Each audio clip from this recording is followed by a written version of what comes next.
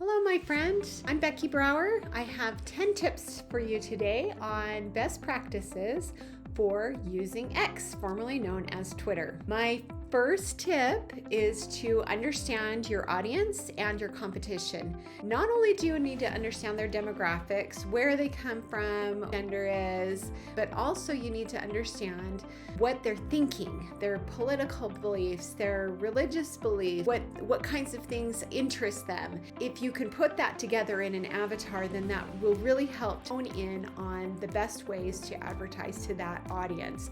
Studying your competition is also a great way to understand your audience a little bit better. So following the same people that your competition follows is a great practice on X. The second tip I have for you is to know what your objective is.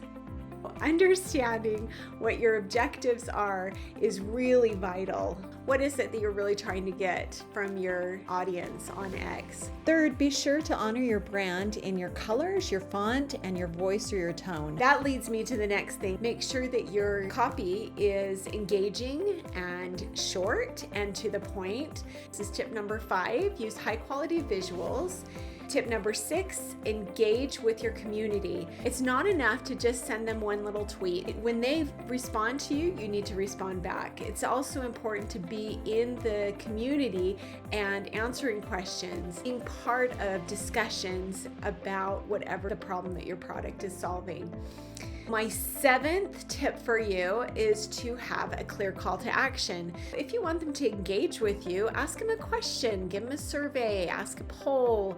Any of those things will encourage engagement. If you are trying to have conversions, then make sure that you have a landing page for them to go to, and make sure that your call to action tells them exactly what they need to do. Sign up here, get more information there, so that you can drive more traffic to your website. My 8th tip is to learn from organic performance.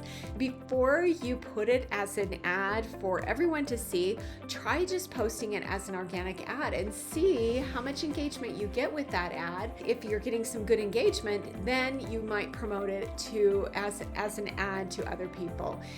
Twitter is a great place to try that out because you're not going to get penalized if you don't have very much engagement. My 9th tip for you is to test it and optimize it. Once you have put together a few ads, you need to test them. Now, a great place that you can do that is on TweetDeck. Because you can set up multiple accounts on Twitter, you're able to kind of test these ads out on your different logins and see which ones work the very best. And then continue to iterate those ads until you find the perfect ad that's getting the most engagement and shares, so that you can put those out for a larger audience. All right, my 10th tip for you is to not give up until you have done at least 100 ads on the platform. There's a bit of a bell curve for when you start out. Most people stop before they get to the sweet spot of that bell curve. My recommendation is to do 100 tweets before you make a decision about whether things are working or not.